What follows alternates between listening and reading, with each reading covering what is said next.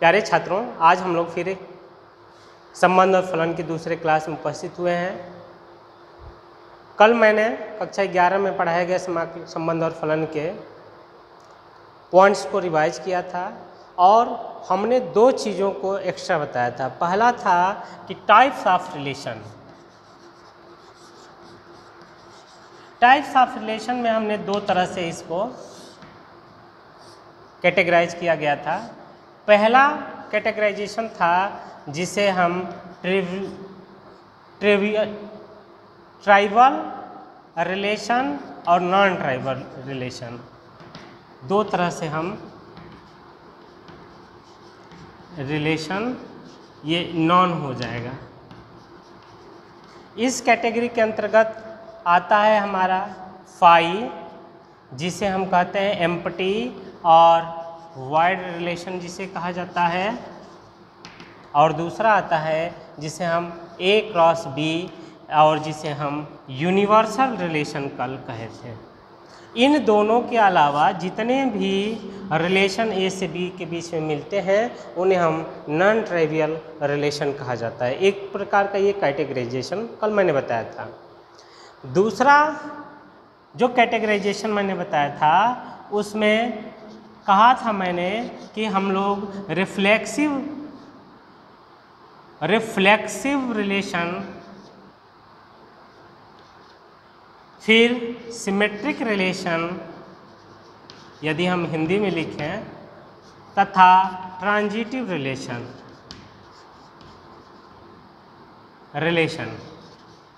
Spelling है relation, इसको हमने कहा था स्वतुल्य संबंध, इसको हमने कहा था सममित संबंध, और इसको हमने कहा था संक्रामक संबंध।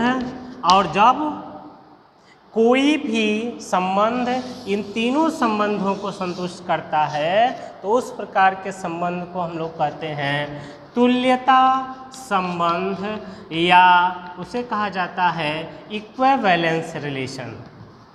कल इसके बारे में हम लोग चर्चा किए थे। किसके बारे में? रिफ्लेक्सिव रिलेशन के बारे में हम लोग कल चर्चा किए थे। एक बार और हम लोग रिफ्लेक्सिव रिलेशन को दोहरा लें कि हमारा स्वतुल्य संबंध क्या होता है। यदि कोई समुच्चय दिया है, सपोज करिए P(x,t),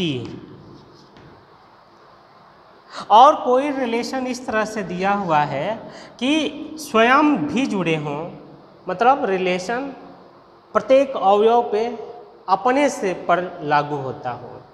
जैसे P इस संबंध R द्वारा खुद से जुड़ा है, मतलब P, उसमें होना चाहिए एक अवयव के रूप में।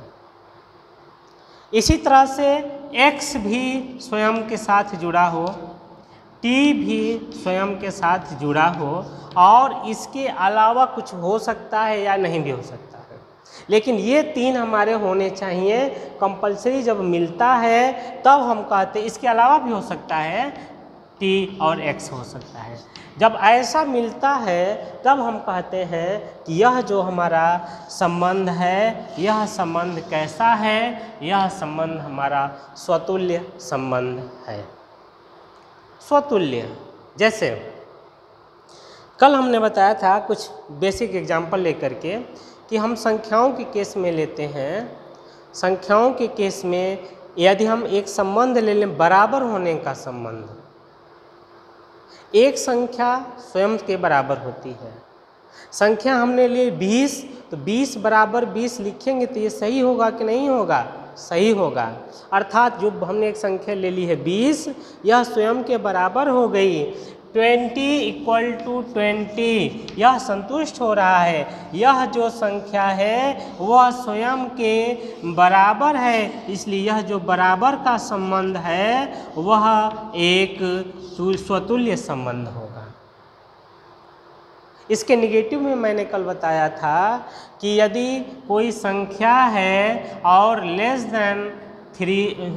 देन 5 ये संतुष्ट हो रहा है? ये नहीं संतुष्ट हो रहा है, क्योंकि कोई संख्या स्वयं से छोटी नहीं होती है। इसका मतलब ये छोटा होने का जो संबंध है वह अपने पर लागू नहीं होता है। मैं अपने से छोटा नहीं हो सकता हूँ, लेकिन मैं अपने से बराबर हो सकता हूँ। तो बराबर होने का जो संबंध है वह स्वतुल्य होगा, क्योंकि वह मुझ पे भी लागू हो रहा है, स्वयं पर लागू हो रहा है, लागू हो रहा है किसी भी अवयव का खुद इस पर लागू हो रहा है। जब ऐसा संबंध मिलता है तो इस प्रकार के संबंध को हम स्वतुल्य संबंध कहते हैं।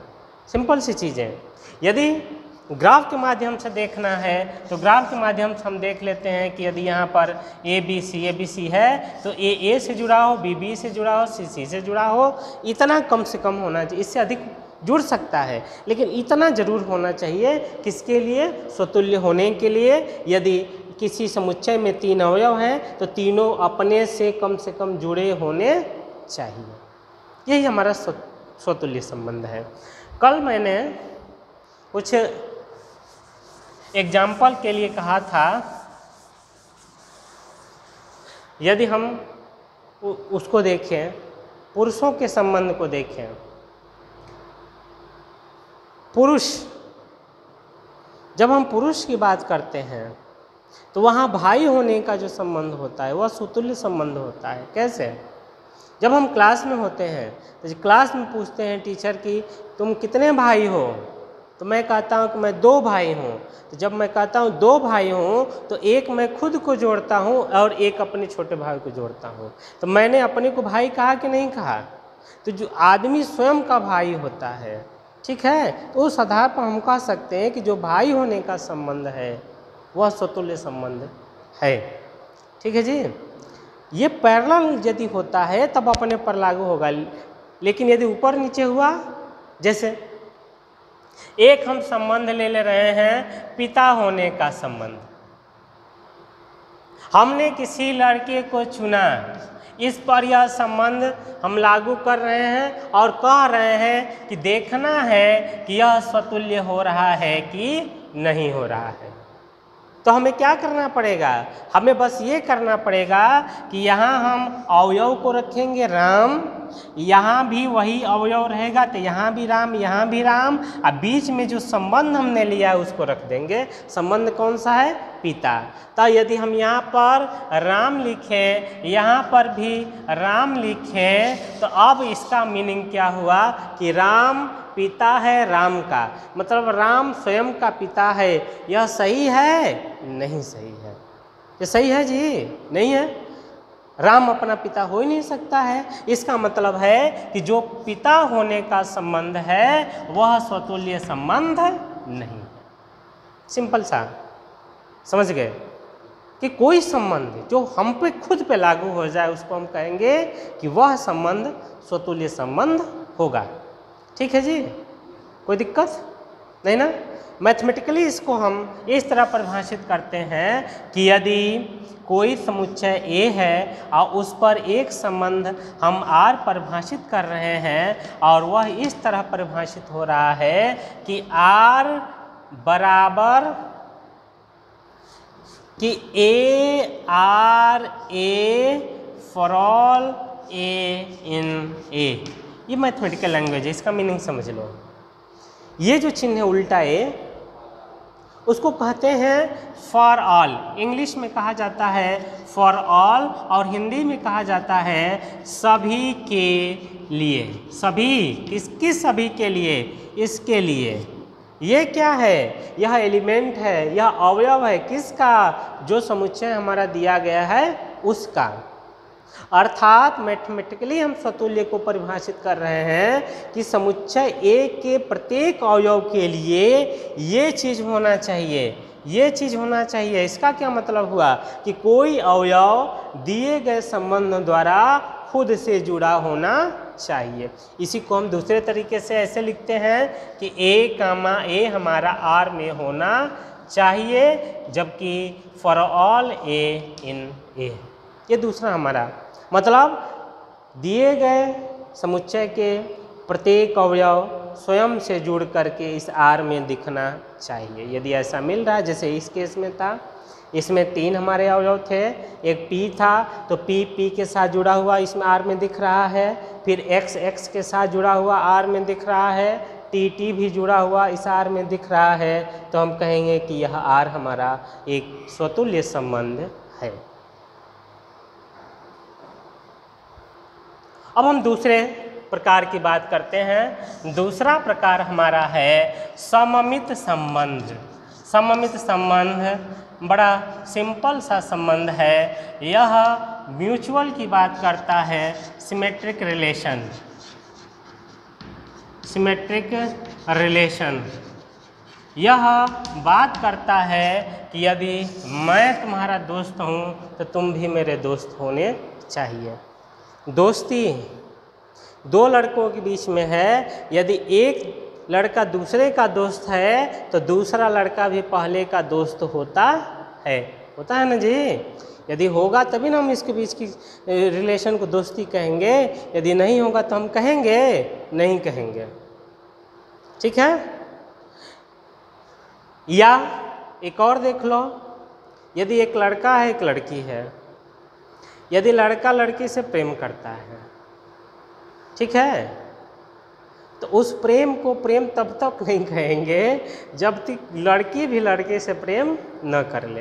अर्थात मतलब क्या है कि यदि राम सीता से प्रेम करता है तो सीता भी यदि राम से प्रेम करती हुई मिल गई तो यह जो इनके बीच का संबंध प्रेम है वह प्रेम कैसा होगा?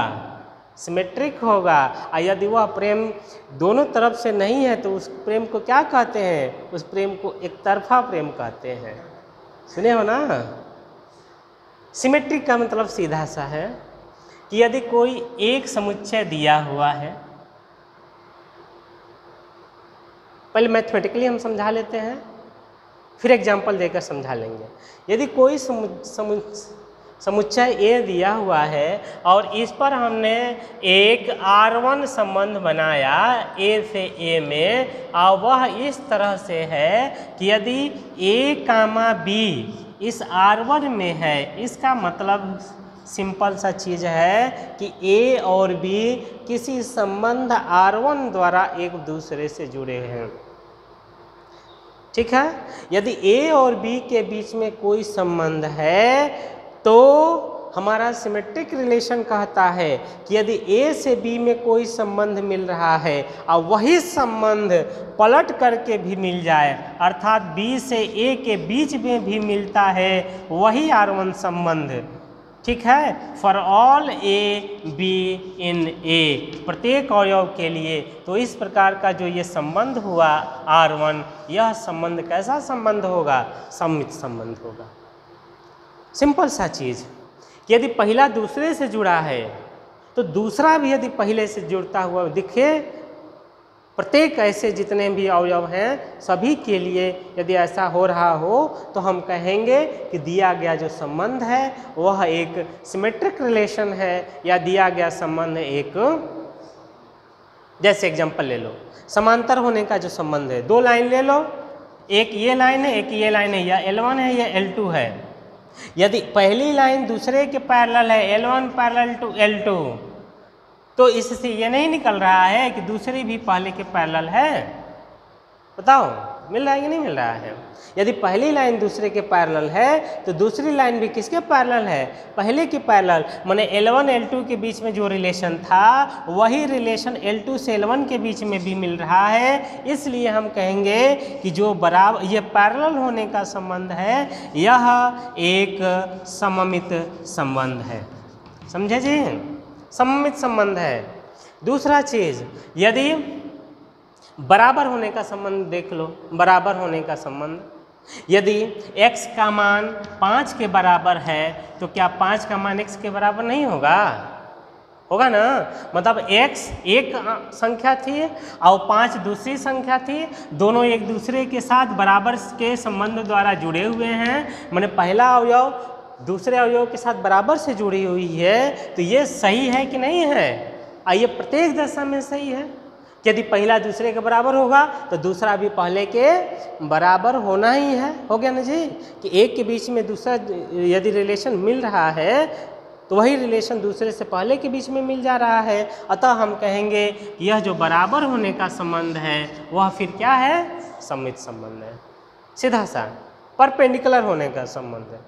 रेखाओं के केस में ले लो, यदि यह रेखा हमारी L1 है, यह हमारी रेखा L2 है, यदि L1 is perpendicular to L2 है तो क्या L2 भी परपेंडिकुलर टू L1 है कि नहीं है ना। मैंने पहले और दूसरे के बीच में जो संबंध था, ये संबंध ये है, वही संबंध दूसरे और पहले के बीच में मिल रहा हो तो इस संबंध को हम लोग क्या कहेंगे, सममित संबंध कहेंगे। यदि नहीं मिल रहा है तो इसे हम सममित संबंध नहीं कहेंगे। पुरुषों के केस में ले लो, यदि यह व्यक्तियों का समूह है, मानव का समूह, मानव में पुरुष महिला दोनों आते हैं, यदि ऐसा समूह है और हमने एक संबंध बनाया, भाई होने का संबंध, भाई होने का संबंध, यह संबंध सममित होगा कि नहीं होगा, कोई बता दे, सममित होगा कि नहीं होगा। भाई होने का संबंध हमको टेस्ट करना है तो हमें दो अवयव चाहिए। चूँकि यहाँ हम समुच्चय लिए हैं आदमियों के लिए तो हम दो आदमियों को इसमें से लेंगे, ठीक है। और उन दो आदमियों के बीच में पहले भाई होने का संबंध हम मान लेंगे और फिर उल्टा दिखाएंगे कि उनके बीच में भाई होने का संबंध मिल रहा है कि नहीं मिल रहा है। जैसे हमने ले लिया राम और मोहन, यदि राम मोहन का भाई है तो मोहन भी राम का भाई हुआ कि नहीं हुआ, हो गया ना, ठीक है। लेकिन चूंकि हमने यहाँ क्या कहा था, व्यक्ति में पुरुष महिला दोनों आ आएंगे ना। यदि हम मनुष्य कहें तो उसमें मेल और फीमेल दोनों आएंगे कि नहीं आएंगे। अब देखो समझो, ये राम है, ये सीता है, सीता नल जी, ये राम है और ये सरला है, सरला महिला हो गई। राम सरला का भाई है, ठीक है, राम जो है वह सरला का भाई है। भाई हमने अभी यहाँ पर बताया था कि हम संबंध रख लेते हैं बीच में, ये भाई होने का संबंध हो गया। हम यहाँ लिखें पहला नाम और यहाँ लिखने हमने दूसरा नाम, मान लो हमने शोभा रख दिया। राम और शोभा एक दूसरे से किस संबंध द्वारा जुड़े हैं, भाई होने के संबंध, मतलब राम जो है भाई है किसका, शोभा का। ये पहला अवयव है, यह दूसरा अवयव है, दोनों इस संबंध द्वारा जुड़े हुए हैं। यह संबंध कब सम्मित कहा जाएगा, जब दूसरा भी पहले से इसी संबंध भाई द्वारा जुड़ी होगी। अब देखते हैं, यहाँ इन दोनों को हम बदल देते हैं आपस में। यहाँ आ गया शोभा और यहाँ हो गया राम, अब बीच में हो गया हमारा भाई। अब बताओ ये सही है। यदि राम शोभा का भाई है तो क्या शोभा भी राम की भाई होगी, बहन होगी, भाई नहीं होगी। तो इनके बीच का रिलेशन भाई हुआ नहीं हुआ, नहीं ना जी, ये सही नहीं है, ये सही नहीं है। इसलिए इस भाई होने का जो संबंध है वह सममित नहीं है, सम्मित नहीं है। क्यों? क्योंकि हमने वो व्यक्तियों का, मनुष्यों का समुच्चय लिया था, इसमें भाई होने का संबंध सम्मित नहीं है। लेकिन इसकी जगह पे यदि हम पुरुषों का समुच्चय ले लेते हैं जिसमें केवल मनुष्य मेल हैं, ठीक है, तो वहाँ पर यह महिला नहीं रहेगी, महिला की जगह पर यहाँ फिर पुरुष होगा। और जब यहाँ पुरुष होगा तब फिर यह जो संबंध है वह एक सम्मित संबंध हो जाएगा, ठीक है। तो एक बार और हम क्लियर कर लेते हैं। एग्जाम्पल हमने ले लिया एक समुच्चय, एग्जाम्पल हमने ले लिया कोई एक, सपोज करो कि हमने एक समुच्चय ले लिया जिसमें अवयव हमने रखा AXPT। इस पर हम एक संबंध बना रहे हैं R2 from G to G। इस तरह से हम अपने मन से बना रहे हैं R2 जिसमें अवयव हमने लिया है AX, फिर लिया है XT, फिर लिया है PT, फिर लिया है TP, फिर लिया है TX और उसके बाद ले लिया है हमने XA और उसके बाद ले लिया है A, हमें ये देखना है कि यह जो R2 है वह सममित है कि नहीं है, सममित है कि नहीं है, ये हमें चेक करना है। चेक करने के लिए हम सिंपल सा तरीका बताए थे। सबसे पहला अवयव उठा लो, यह हमारा सममित चेक करना है। उन्हें पहला दूसरा यदि R2 में है तो दूसरा से पहला भी R2 में होना चाहिए। माने AX यदि R2 में है तो इसको पलट दो, इनके स्थान परिवर्तन को यदि हम पलट देते हैं, बदल देते हैं दोनों के स्थान को, A, X यदि R2 में है, यहाँ पर यदि लिख दें कि चूंकि AX R2 में है तो क्या होना चाहिए, X, A भी R2 में होना चाहिए। देखो है कि नहीं है। इसका स्थान परिवर्तन यदि दोनों का स्थान को बदल दें म्यूचुअली परस्पर तो क्या मिलेगा हमें, X, A। X, A देखें यहाँ है कि नहीं है, यहाँ है। ठीक, अब दूसरा देखते हैं X, T यदि इस R2 में है तो क्या होना चाहिए ताकि यह R2 सममित हो जाए, इसका स्थान परिवर्तन करके T, X होना चाहिए। T, X देखें मिल गया। ठीक है, ये चीज़ हम प्रत्येक अवयव पर चेक करेंगे। तीसरा हम देखते हैं P, T है तो क्या होना चाहिए, तो T, P होना चाहिए। देख लो मिल गया। 3 ये रहे और इनके 3 ये मिल गए।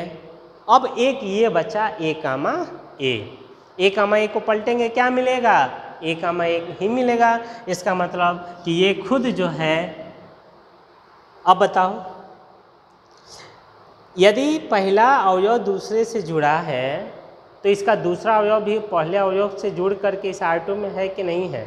सबके लिए हमने चेक कर लिया और सबके लिए मिल गया है, इसलिए हम कह देंगे कि R2 जो है वह सममित संबंध है।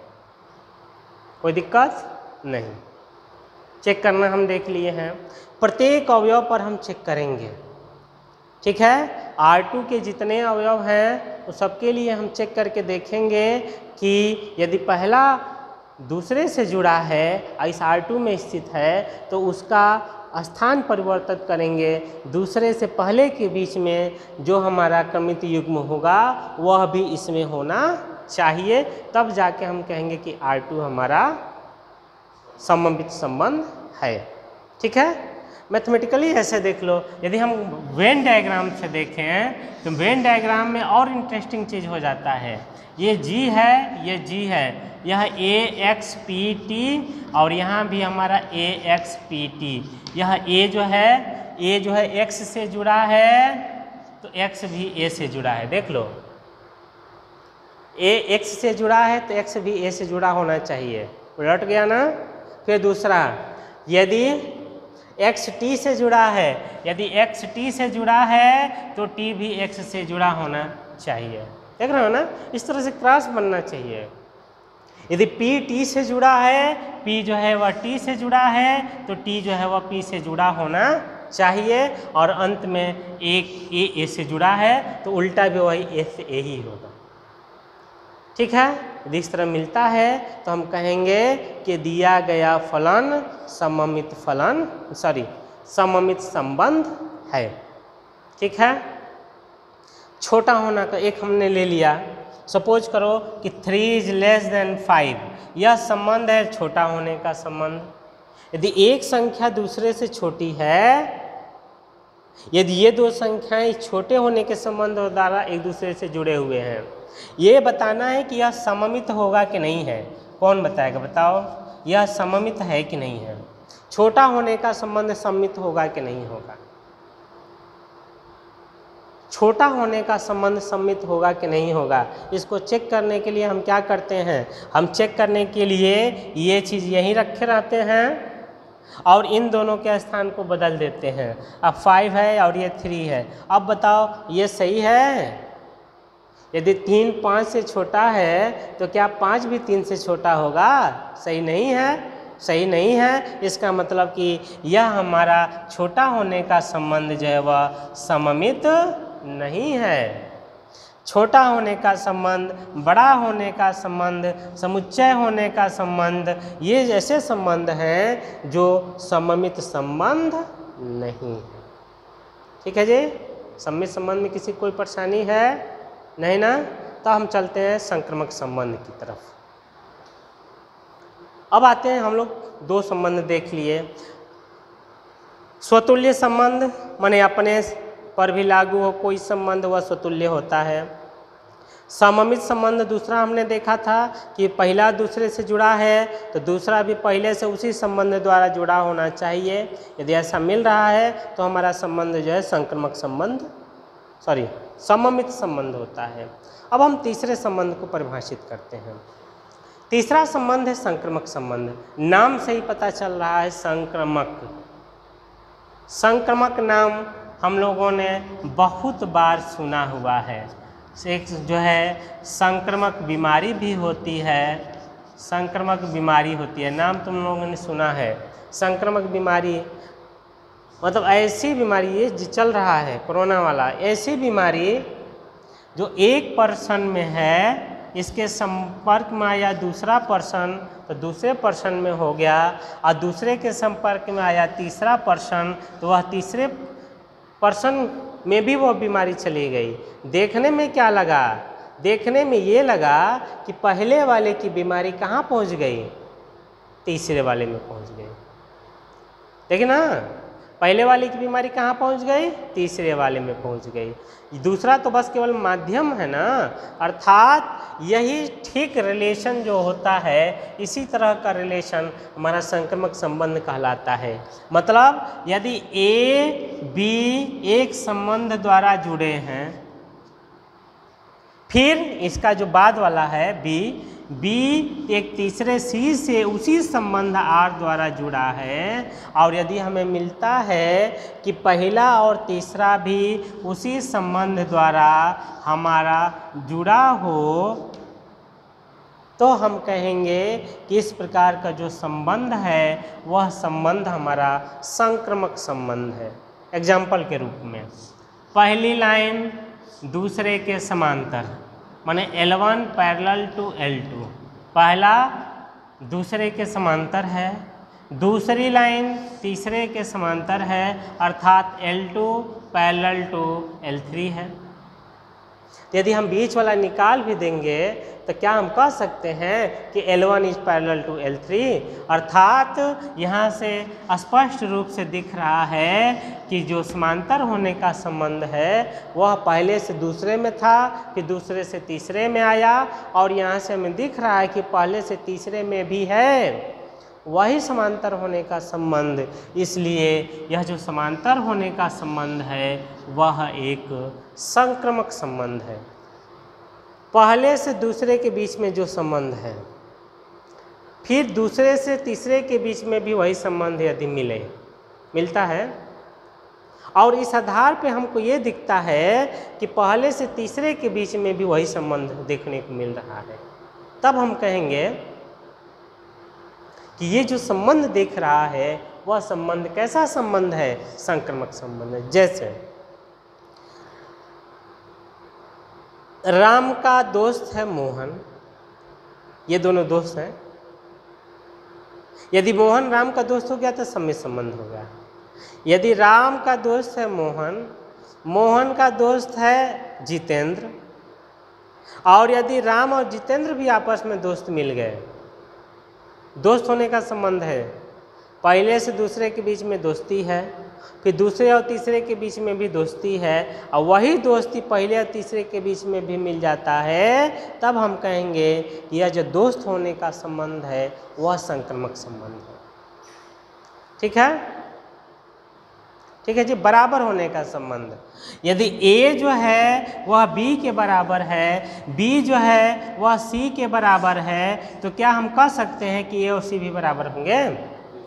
माने पहले और दूसरे के बीच में जो संबंध है, दूसरे तीसरे के बीच में जो संबंध है, वही संबंध हमारा निकला पहले और तीसरे के बीच में भी, इसलिए हमने कहा कि यह जो बराबर होने का संबंध है वह कैसा संबंध है, संक्रामक संबंध होगा।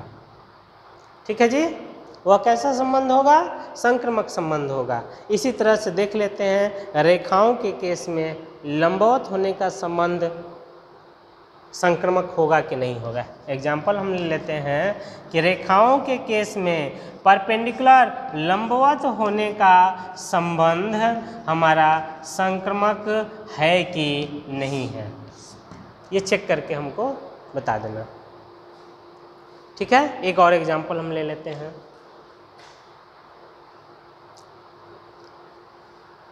एक और एग्जाम्पल हम ले करके और मैथमेटिकली हम इसको देखने का प्रयास करें। हमने एक संबंध बनाया, एक समुच्चय पहले हमने ले लिया 1 3 4 6। इस पर एक संबंध हम बना रहे हैं R3। यह संबंध R3 कहाँ से कहाँ तक है, यह A से A तक है। जब हम A से A लिखते हैं, बीच में दो बिंदु होता है, यह दिखाता है सच दैट कि R3 कहाँ से कहाँ तक है। कहाँ से कहाँ तक का क्या मतलब हुआ, मतलब हमारा प्रांत से है, ये प्रांत होगा और ये उसका सह प्रांत होगा। ये क्या होगा जी, प्रांत होगा। प्रांत पहले वाले को प्रांत कहते हैं और ये क्या होगा, सह प्रांत, कोडोमेन जिसे कहा जाता है, यह हमारा दूसरा समुच्चय होता है। ठीक है, अब देखो एक हम R3 बना रहे हैं और वह R3 इस तरह से होगा सच दैट, हम बना रहे हैं, देखना 1,3 एक अवयव है, 3,2 दूसरा अवयव है, 2,1 तीसरा अवयव है, 1,2 दूसरा अवयव है और 2,2 तीसरा अवयव है। हमने R3 बना दिया। अब इस R3 जब बना, तो R3 जब बना है तो अब ये बताना है कि यह R3 हमारा, तीनों बता दो, पहला स्वतुल्य है कि नहीं है, दूसरा संक्रामक है कि सममित है कि नहीं है, और तीसरा संक्रामक है कि नहीं है, बता दो। पहला हम स्वतुल्य देख लेते हैं, इसको देखते हैं। स्वतुल्य में क्या होगा कि जितने अवयव हैं सब एक दूसरे से स्वयं से जुड़े होने चाहिए। मैंने 1,1 होना चाहिए, है जी इसमें, नहीं है। 3,3 होना चाहिए, नहीं है। अच्छा 2 कहाँ से आ गया जी, एक 2 भी आ गया ना, चलो यहीं 2 कर लेते हैं। 1,1 है, मैंने हमने कहा था स्वतुल्य के लिए ना, स्वतुल्य के लिए हमने कहा था कि इस समुच्चय का कोई अवयव लें तो वह स्वयं से जुड़ा होना चाहिए। हमने 1 लिया तो 1,1 उसमें दिखना चाहिए। दिख रहा है, नहीं दिख रहा है, नहीं दिख रहा, एक भी नहीं दिख रहा है, तो हम कहेंगे कि यह हमारा जो संबंध है वह स्वतुल्य नहीं है। हो गया ना जी, समझे ना। 1,1 यदि रहता तो हम 3,3 देखते, 4,4 देखते, 2,2 देखते। यदि इन चारों में से कोई नहीं है, एक भी नहीं है, तो हम कहेंगे कि यह R3 हमारा स्वतुल्य नहीं है। स्वतुल्य क्या है, नहीं है। हो गया जी। अब दूसरा हम संक्रामक देखिए, ये स्वतुल्य नहीं। अब सममित की बात करते हैं। सममित में क्या होता है कि सभी अवयवों को हम उठाते हैं, एक दूसरा जुड़ा है तो दूसरा भी पहले से होना चाहिए। पहला उठाएं, ये क्या है 1,3, पहला अवयव क्या है जी 1,3, तो इसका पलटने पर क्या मिलेगा 3,1, इसमें है 3,1, नहीं ना, नहीं ना है। देखो 1,3 है, इसका पलट देंगे, स्थान दोनों अंकों का बदल दें तो यह 3 यहाँ आ जाएगा, 1 यहाँ आ जाएगा, तो 3,1 इसमें होना चाहिए, नहीं दिख रहा है, इसलिए यह संबंध सममित संबंध भी नहीं है। ठीक है, यह सममित भी नहीं है। अब हम आते हैं तीसरा, संक्रामक की बात करेंगे। संक्रामक में दो हम अवयव लेते हैं, एक अवयव हम ये ले लिए और जहाँ ख़त्म हो रहा है वहीं से शुरू होता हुआ हम इसको ले लेंगे। जैसे 1 3 ले लिए, 1 कामा 3, तो ये ख़त्म कहाँ हुआ था 3 पे, तो अब देखेंगे कि 3 वाला इसमें कौन सा है, जहाँ 3 से शुरू हो रहा है वो कौन सा अवयव है, ये अवयव है। तो 3 कामा 2 हम ले लें। अब देखें यदि आप बीच वाला हटा देते हैं तो पहला और तीसरा क्या मिलेगा, 1 कामा 2। 1 कामा 2 है कि नहीं है इसमें, देखो 1 कामा 2 है ना, इसका मतलब ये संक्रमक मिल जा रहा है। दूसरा अवयव लेते हैं इसको, 3 कामा 2, ख़त्म कहाँ हुआ 2 पे, तो 2 से शुरू होने वाला लो 2 कामा 1 और है जी, 2 से शुरू होने वाला 2 कामा 2 है, इसके नीचे उसको भी लिख देते हैं, बाद में हम देखेंगे, इसको पहले चेक कर लेते हैं। 3 कामा 2 है, 2 कामा 1 है, बीच वाले को हटा देंगे, क्या मिलेगा 3 कामा 1। 3 कामा 1 है, मिल रहा है कहीं 3 कामा 1 मिल रहा है, नहीं मिल रहा है, इसका मतलब हमारा संबंध संक्रमक नहीं। इसी में यदि हम 3 कामा 1 सपोज करो हमने बढ़ा दिया, 3 कामा 1 हमने बढ़ा दिया, अब देखो 3 कामा 1 इसमें मिल गया, ठीक है। आते हैं ये वाला 3 कामा 2, 2 कामा 2, बीच वाला हटा देंगे, मिलेगा 3 कामा 2। 3 कामा 2 है इसमें, नहीं है, नहीं ना जी, है, हाँ है, सॉरी 3 कामा 2 इसमें है। आगे बढ़ते हैं, हमने इसको इससे देख लिया, यहाँ से यहाँ तक हमने देख लिया था। पहला हमने ये लिया 1 3 कामा 2 के 2 थे, दोनों हमने ले लिया, एक इसके साथ एक इसके साथ। अब आगे बढ़ते हैं इसको 2 कामा 1 ख़त्म कहाँ हो रहा है 1 पे, तो 1 से शुरू होने वाला 1 कामा 2 है और दूसरा 1 से शुरू होने वाला 1 कामा 3 है, यहाँ वाला 2 है ना, हम दोनों पर चेक कर लेंगे। बीच वाला यहाँ से हटा दें तो क्या मिलेगा 2 कामा 2, इसमें बीच वाला हटाएंगे क्या मिलेगा 2 कामा 3। 2 कामा 3 है इसमें, नहीं ना, 2 कामा 3 इसमें नहीं है, इसका मतलब कि यह हमारा संक्रमक संबंध नहीं है, ठीक है जी, ये संक्रमक संबंध नहीं है, यह संक्रमक भी नहीं है, ठीक है।